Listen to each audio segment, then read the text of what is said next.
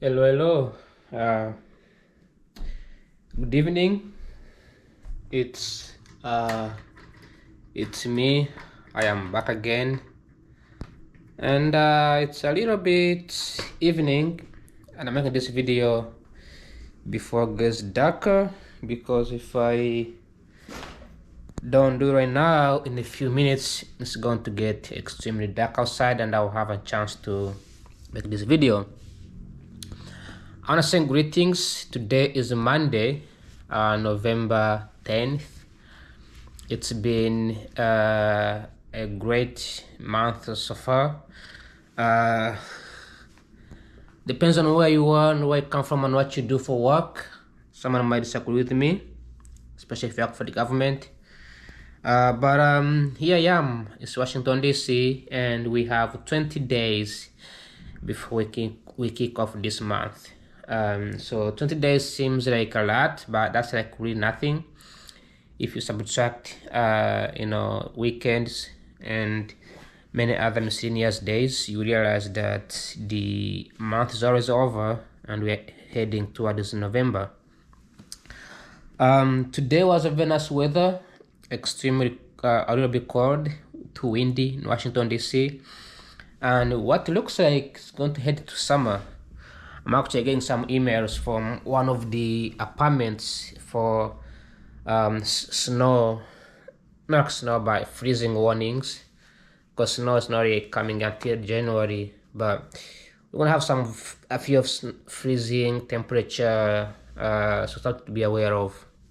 But anyways, I just woke up as usual. Last week I was sleepy on Monday, and I ended up missing the class. Today I did not sleep. I did sleep 50 minutes, and I put on the alarm.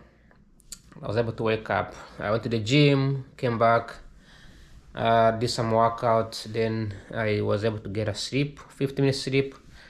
Then now I'm prepared to go to class because I have a class. I'm supposed to go to class right now, and it's almost 4 p.m. or 4 something of that nature. I saw some news today that I want to share. There are some good news and some bad news that I'll be sharing this today as I go to campus, because I have to make this video as I go to campus, and then I have to upload it while I'm on campus. But the good news is, first I want to start with the good news. Good news, actually, before I start this, yesterday I went to see the parade. Apparently tomorrow is a Veterans Day. It's like an official Veterans Day, but yesterday was like an unofficial kind of start, and I went there. I enjoyed the video. I think it was a wonderful video. The video got uploaded today. I don't know what happened, but I tried to upload it yesterday, and I uploaded like around 9 p.m. and the video did not upload until like 1 a.m. in the morning. So the video shows like it was uploaded today. Actually, the video is supposed to be for tomorrow. It's supposed to be for yesterday. Either way, the video got uploaded. It was fantastic. It was great, and I enjoyed taking those videos on the metro station. It's a wonderful moment to do, and other than that, I believe it was great. I cannot complain. Now, I also want to say that it's a privilege to live nearby the metro, to live nearby Washington DC downtown center, because I can always catch those beautiful events, and I'm not always like active to do so, but I know for a fact that I can always jump in and sort of catch those events and maybe get some time to film these events, because these events will always stay on YouTube. They will always stay on my channel, so it's good to catch these moments. But anyways, what I'm about to share today. So I'm about to share good news and bad news. But before I start, I'm gonna go outside first, head over to campus, and then as I walk to campus, I can share this news to the internet. Then spend about 34 minutes, 30 minutes explaining these things to someone out there. And then other than that, I'm gonna be sharing what I'm working on right now, and including the research, the government shutdowns, and everything else. So I'll be back on this camera in a few minutes. All right, I'm outside. I just want to say that here there is a college here. It's called the Capuchin College. Actually, I never understood what that means. Just need to know. All right, yeah, I don't know what that church means. I think it's one of those colleges for seminar and theology, something like that. I'm not too sure, but anyways, what I was saying earlier is that today I have good news and bad news as I walk to campus. Good news is today I received some of the government news from the Congress that the government might reopen. It might reopen soon, maybe today, maybe tomorrow. They have voted to open the government. This is a day after a visit. This was yesterday after I made a video about the government shutdown. Today I received the news that says that the government is going to be reopening. So there has been voting, and they have I guess decided to open it. That's the good news. The good news is that it's going to open. The bad news is that it's going to open late. We are almost Thanksgiving, and we are almost heading into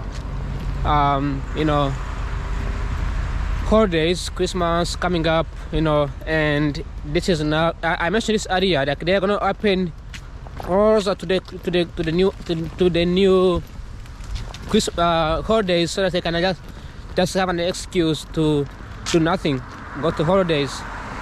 But anyways, the bad news again is that we don't know what kind of budget did they approve. What did they actually approve? What they're going to be doing, we don't know yet. The good news is things are going to be running normal in Washington DC. We will see things opening back up. We could see tourism getting back up, and eventually start to limit normal things. Historically, this is a moment of history. For the first time in 200 years, the US has been shut down for 40 days, officially 40 days. I don't know what happened to my skin over here, but 40 days shut down, and yeah, we just have to deal with it, and eventually, hopefully that someday someone will not shut down for 100 days. But all right, so I came a little bit earlier, and I'm sitting in the class right now. As you can see, this is not my class. We don't have television in our class, but my class is around here. But there's a student in there, so I'm hoping the student is studying, but they want to go in there. But I just want to chill in here and make a video. Earlier I was recording when I was coming, but it was too cold. Like, it's really brutal. Like, my hands are freezing, so I couldn't even speak. So now it's 4 p.m. and 47 minutes. So I have the class starts at 5:10. So I have a few minutes to sort of do something. In the meantime, I'm just gonna talk about something here. Talk about something until the class starts. So yesterday I mentioned how there was flags flown half-mast in DC. I actually didn't know why, and today I looked it up, and this guy, the um, the vice president of the United States, and he was the 46th vice president of the U.S. from 2009 from 2001 to 2009 under George W. Bush. He has died, so that's why we see the half mast, the flag half mast. Now I don't know who this guy was. His name is Dick Cheney. So I don't know his name. I don't know. He was actually I never knew the vice president for George W. Bush. I don't know who he was until today. So he has died. That's why yesterday there was a flag. It was a flag. The flag was flown at half mast. I thought it was done so because of the government shutdown, but it was a different reason as to why. Now, Arya was mentioning how the government shutdown is actually ending. So I received the news today that said that the government shutdown might be ending, but we still don't know when it's gonna end, when it's gonna open, or if it's gonna keep. If they may have to vote again, right? So the thing is, we're just gonna have to wait and see whatever comes out, whatever they choose to do. At this point, it's already Thanksgiving. It's already people are struggling, people are already moving out.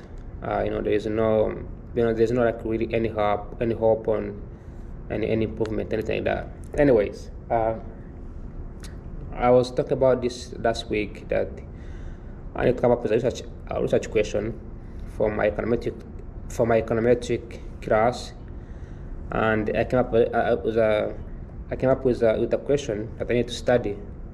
If you see me shaking, it's because it's too cold and I'm still freezing. It's getting winter actually. So, anyways, I came up with a question that I wanna talk about it right now, which will help me study the next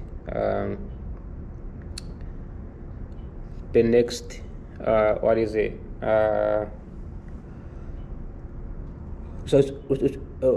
Research paper that I'm gonna be working on, and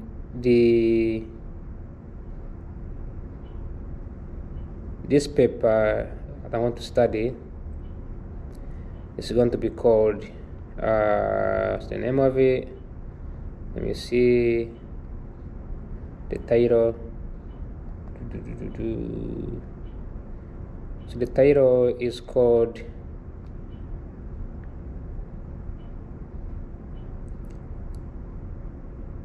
Does Education Reduce Income Inequality Across Countries?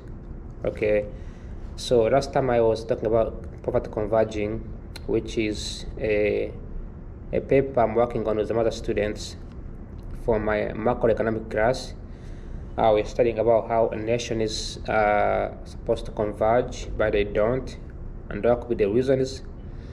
And then we test the GDP, we test the quality, the institutions, the quality of institutions, and we couldn't find a way to measure the quality of institutions, but we were able to discover that we can actually measure the quality of institutions by looking at things like corruption, government spending, political status, regulatory, the voice of the citizens, the accountability, and those kind of things.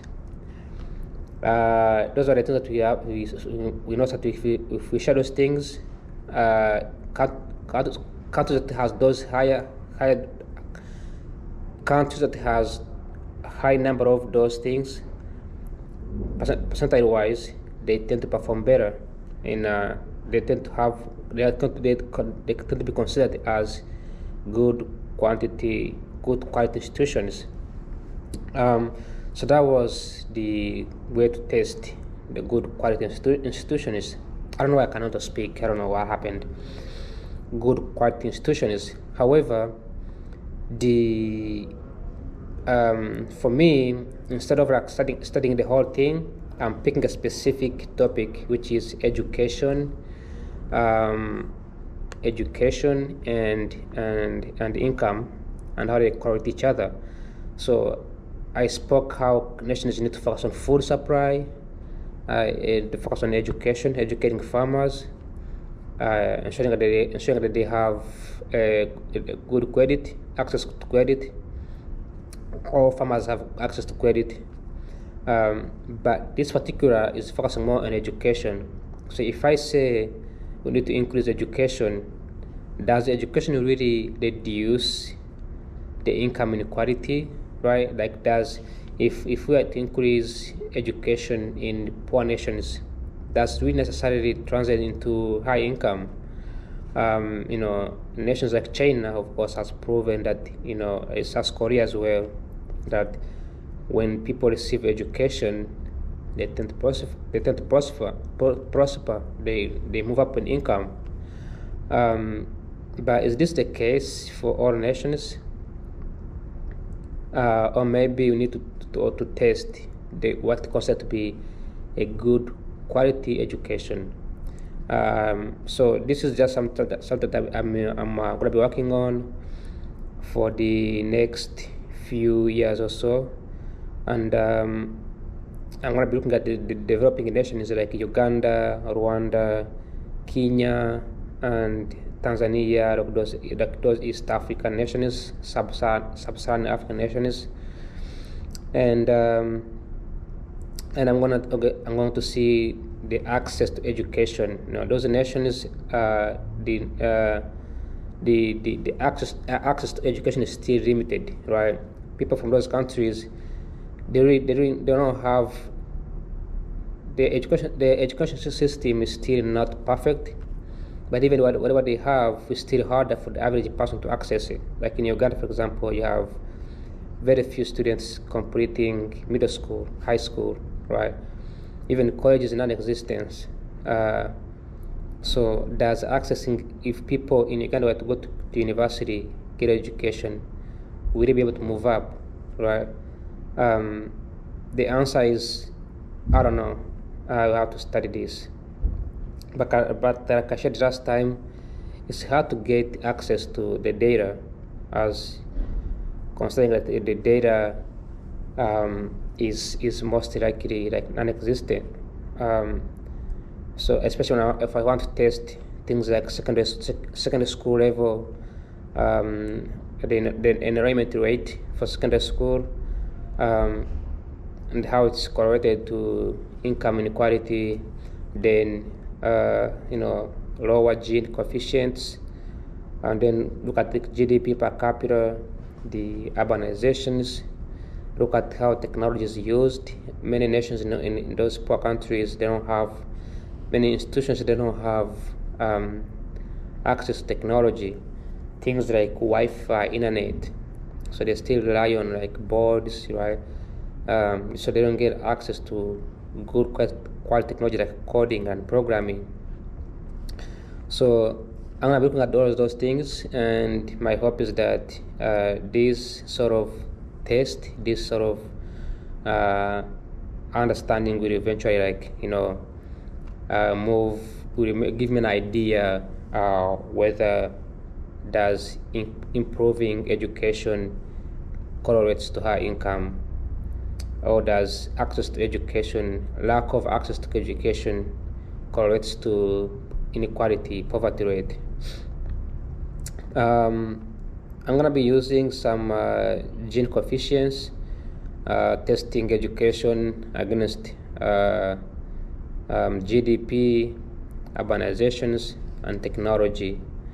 I really don't know how I'm gonna get the data for this, but when it comes to urbanization, especially last time I mentioned how getting data in those poor countries is extremely difficult, and even when you do access the data, the data is most likely going to be either skewed or most focused on urbanizations or focused on whole countries in general. So it gets really difficult to get data from that is very accurate, like testing a specific region, specific neighborhood, specific city or town. And I don't know if this is going to be fixed. I don't know if this is going to be working on. I don't know if Uganda is working on these things, but I don't know. It's just fascinating on how this is going to play out. Tomorrow is a Veterans Day, I'm getting an email here that says that tomorrow is going to be Veterans Day. I have some papers to read. The first paper is called Barlow 2001, and it's named as Human Capital and Growth. It was published in the American Economic Review. It looks at education. It looks at how education promotes growth, which reduces inequality. So it says education promotes growth, which reduces inequality. This was in 2001. So today, things have changed a little bit, right? People can learn.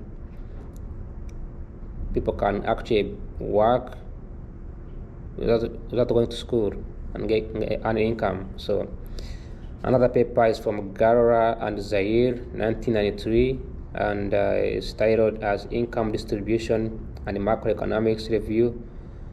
The Review of Economic Studies. It studies the inequality hinders investments in education, poverty trap.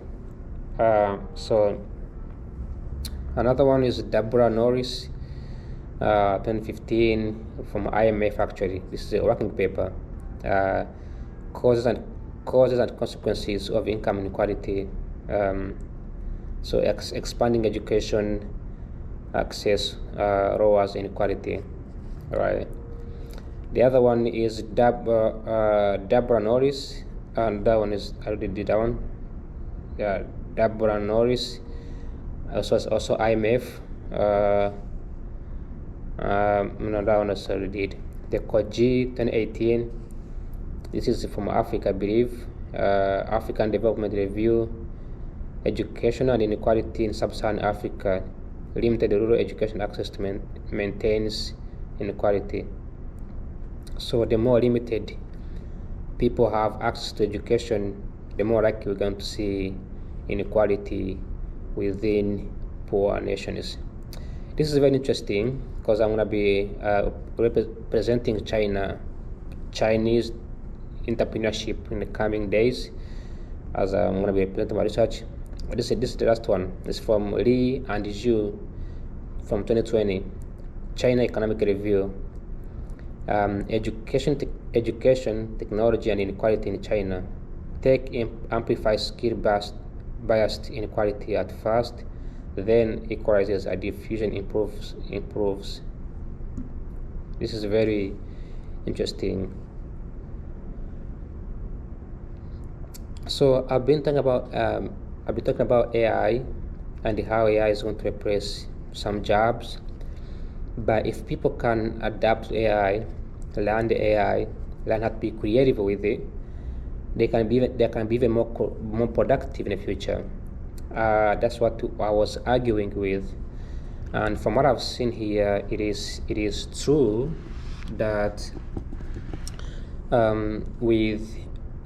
if my argument is that if as long as we can increase human capital, teach people, educate them, they will be more likely to improve on education instead of like crushing technology and expect people to sort of not learn it. So that was my argument, and I hope this is going to be a good testing, a good way to find out. So I hope this is going to be perfect. I may look in between Asia and Africa to see which one is more perfect, but that will be too much work, but we'll see how it's gonna go.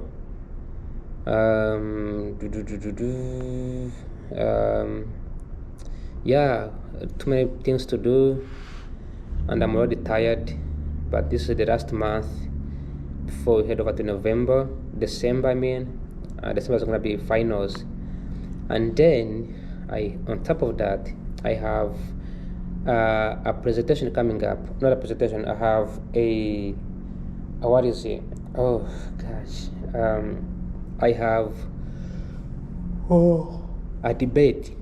Last time I had a debate on international trade about tariffs, and I was defending the U.S.-led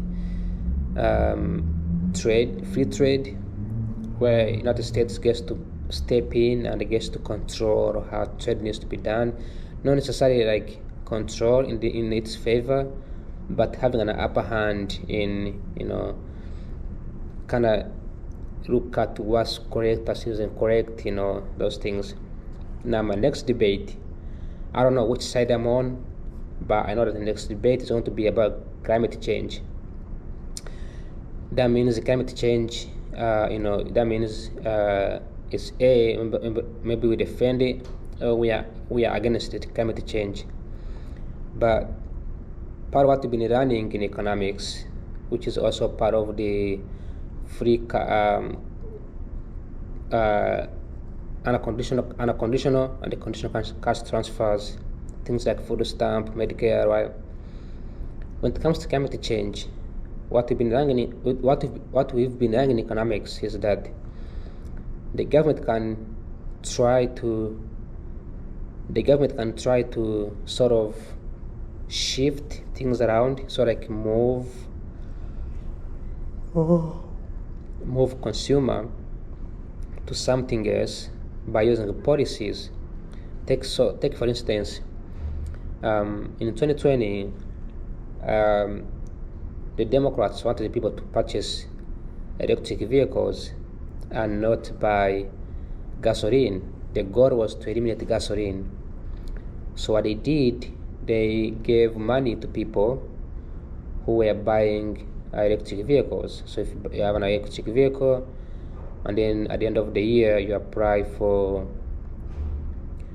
I don't know, taxes, you can write off the taxes on your tax returns, and then you get to have money back. I think it's called the EV tax mandate, which was emanated by Donald Trump. But when you think about it, if you want people to shift away from something, you tax them the money, right? Then you get that money, then you distribute the money back to them. You take the money, you give them money back, right? So you tell people, if you buy gas, you pay high prices. If you don't buy gas, you buy a car, then we will pay car manufacturers to manufacture cars at a cheaper price, and then sell them at the cheaper price, reduce the cost of electricity, people charge it, and then people who do buy gas, they are going to be charged high taxes. Then over time, after a year, we want to give them the money back, right? This will make people shifting. We found out that when we do the math, the statistics, we found out that, of course, using economics theory, we found out that people are more likely to switch from gas to electric. We see this behavior being used by Donald Trump. Donald Trump is using economics to shift people from buying the Chinese goods to American goods. How is he doing this? If he increases tariffs to the incoming Chinese goods, Americans will pay high prices. However, if he reduces the prices, if he subsidizes American made goods, right? Companies will move to people stop buying Chinese goods and start looking for an alternative, right? Alternative will be American goods should be cheaper, and then they will pay more money. If you want to buy Chinese goods, they pay more money. Then at the end of the year, Trump will get that money and they give to the American people back. According to the study, we found out that when people receive that money, if Americans were to, if Trump was to tax the tariffs, collect the tariffs, and get that money, give this money back to the American people at the end of the year, the Americans will be more likely, they are less likely to buy Chinese goods. They instead buy American goods, because in that sense, Chinese goods will become inferior, and American goods will become more good products. I don't know if this works. I'm not too sure, but it's, according to economics, it's very rare for consumers to switch to something else after you give them incentives. Right. So if you increase tax on the gasoline, people are more likely to switch to buy electric. If you give them money at the end of the year, they're not gonna go back and buy gasoline again. They're gonna keep buying electric, so they get incentivized. So if Trump was to tax heavily on foreign imports, people pay more money on foreign imports, and they have an alternative in a domestic made products. At the end of the year, if Trump increases their income, these people will not buy Chinese goods anymore. They will buy American goods. That is an assumption, but I don't know if that assumption is hold, but that's an assumption. So anyway, that's all I have. It's 23 minutes. I'm sleepy. I'm always sleep on Tuesday, on Monday. But I'm gonna be debating on climate change. I don't know which side I'm gonna be on, but if you want to reduce the carbon footprint, we might have to tax some people, get that money, give to the poor, tax the rich, give the money to the poor. Keep doing that over and over and over until consumption switches around, changes. People start buying more and more good things. We see the same thing in Rwanda. In Rwanda, this is an interesting country. In Rwanda, they wanted to stop people from using polyethylene bags, the plastic bags. So they need to go to grass. But they passed the policy which will make Rwandans buy envelopes instead of bags. So anyway, that's all I have for today. Anyway, I'll see you in a minute when I get